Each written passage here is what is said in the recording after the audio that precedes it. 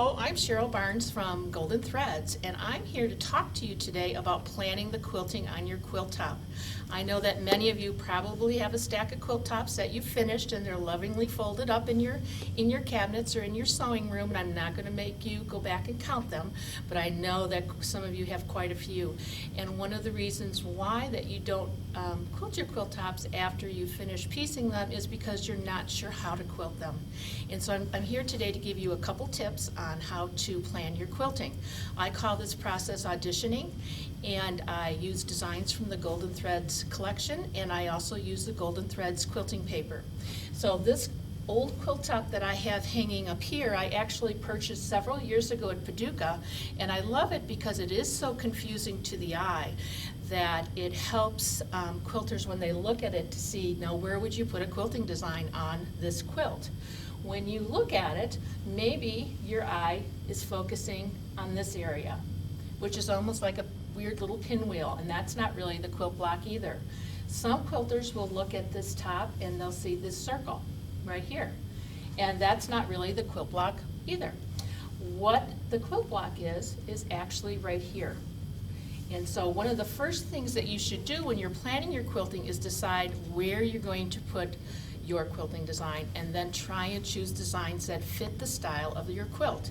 So because this is an old antique top, I chose some sweet little rose design that I am going to put here, almost in this double wedding ring shape, kind of shape, or four-pointed star, or whatever you would like to call it.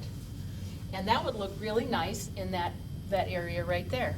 Now, I always tell my students to trace more than one of their designs, because it gives you a better idea of what your quilting will look like when it's done completely across your quilt.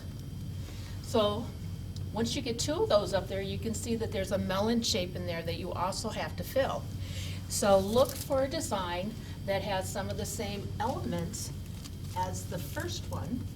And I saw this little swirl here and this little feather at the end, and I thought that that would be a sweet little design to put in around those quilt blocks.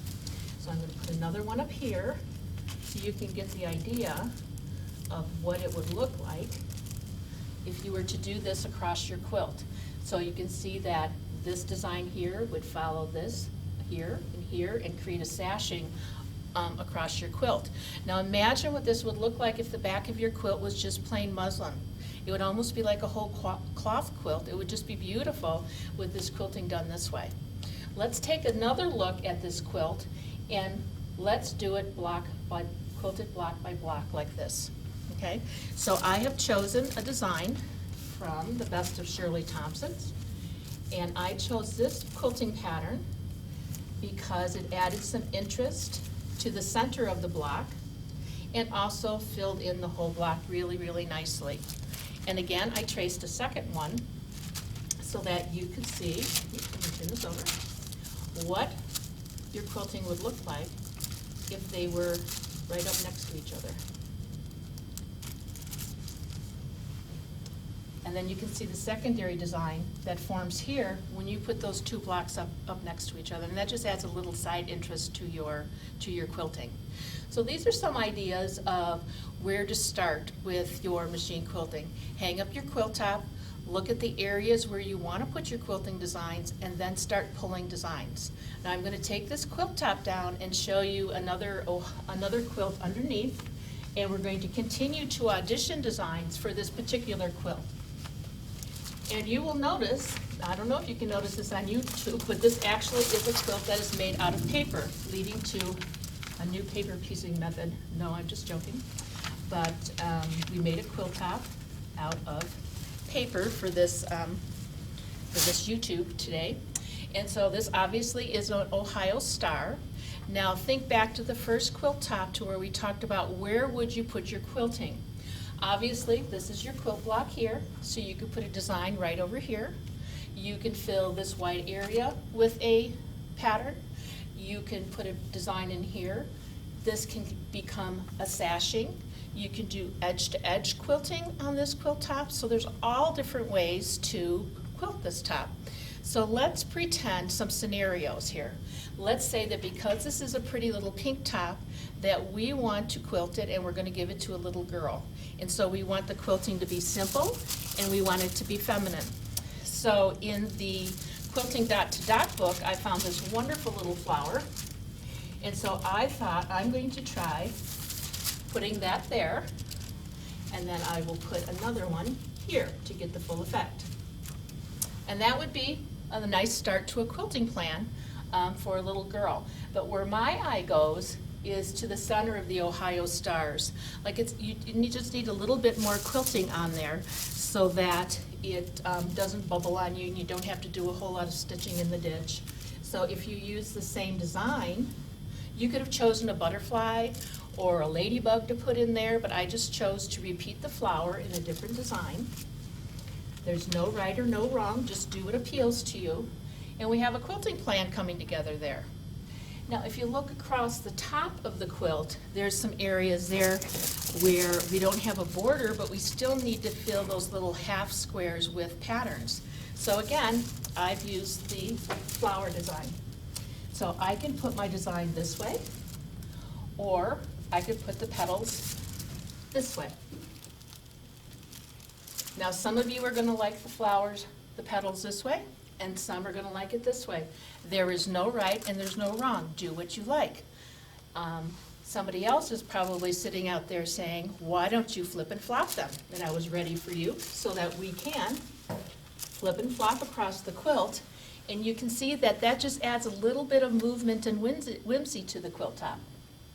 Okay, so if it was a pink quilt, this would be a nice quilting pattern. Now, if I had a magic wand and I changed the colors of the quilt, so it's still an Ohio star, but it's no longer different pinks, it's now red, white, and blue, obviously you wouldn't want to see the flowers on there. If you were here and I said, what would you want to see on a red, white, and blue quilt, most of the time I hear stars. So I have a selection of star designs that I'm going to put up there, and you just decide, I was going to say tell me, but you can't tell me. You can just decide whether or not you like them or not like them.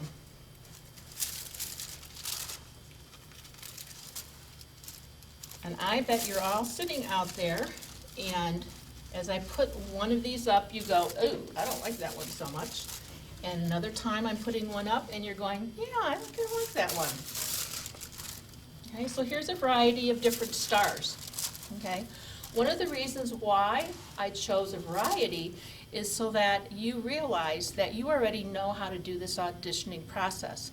Because obviously you like some of the stars I put up and you didn't like some of the other ones. This is the auditioning process, and you already know how to do that. When you choose fabric for your quilt tops, you audition.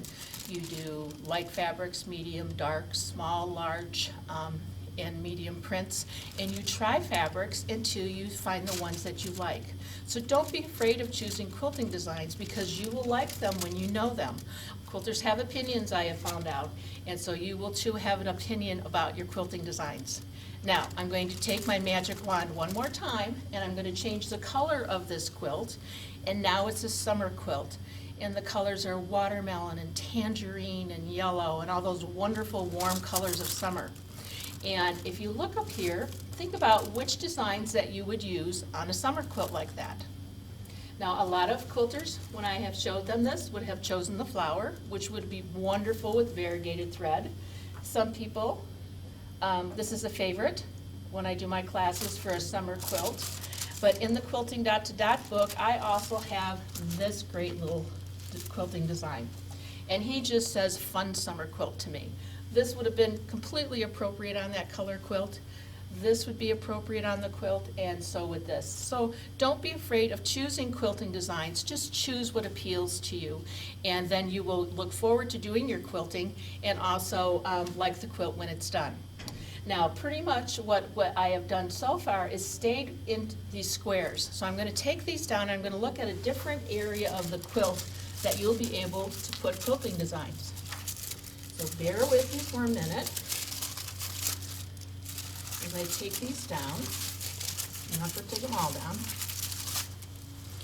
So when I look at these Ohio star blocks, what I see is that the star actually creates a sashing across your quilt. So in our Simply Sashes packet by Karen Emerson, I found this great sashing design that I think looks really pretty in the area right here, like this.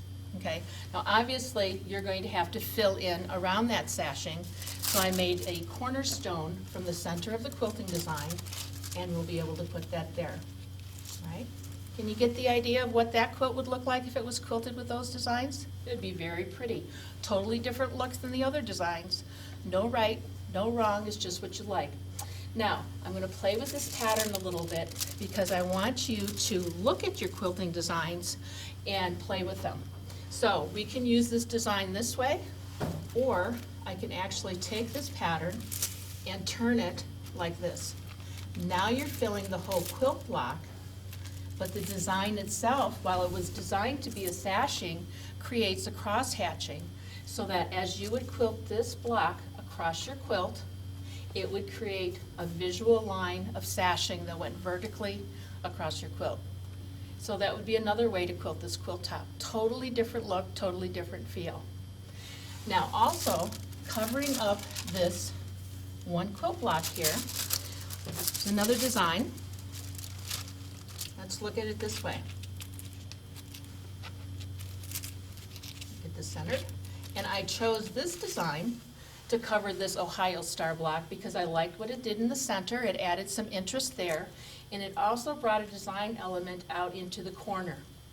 So when you trace your next one, your next design, to see if you like it in your auditioning, you'll be able to see the secondary design that's not only going to form between the two blocks, but you can see how this white block here is starting to be filled up with these great little pumpkin seed shapes. And that will be a secondary way for you to look, your eye will go to your quilting in the center of these blocks as well. So by using one design over and over again, your eye is going to have lots of different interesting things to look at. Now, let's see what we can do with this one quilting design. This is the pattern printed on paper. And I know that quilting patterns aren't very exciting when they're just the black and white lines. But I hope that by watching this video that you can see that by tracing them onto the Golden Threads quilting paper and pinning them onto your quilt top, they come alive and they can really show how you can add texture and interest to your tops. So let's take this one design and I'm going to turn it, because you can quilt it square or you can quilt it on point. And look at how different the same design looks just when you turn it. It looks like a totally different design, gives a totally different effect on your quilt. So this is another way that you can use this design on this Ohio star. Let me turn this one so you can get the full effect of what this pattern would look like if you decided to print it or quilt it this way. You see that? Now, yep, I know what you're thinking. There's going to be a big area in here that's going to be open. That's okay. What you can do is just go in and echo it to fill it in a little more, or take one of these pumpkin seed shapes and just do 4 little pumpkin seeds right here to fill up that area, or put a filler in there, stipple or whatever would be just fine. But there's lots of different ways that you can quilt this Ohio star. Now I want to play with this pattern a little bit before I end, because obviously you've seen it straight and you've seen it on point, okay?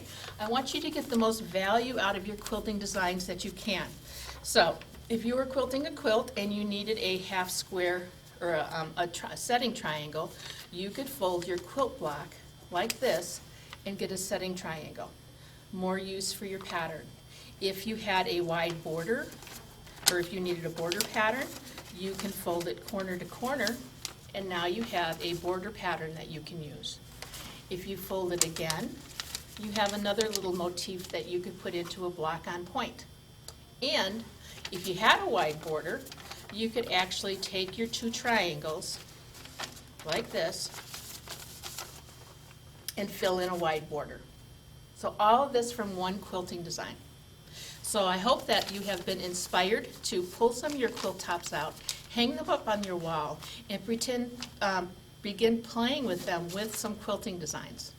Have fun.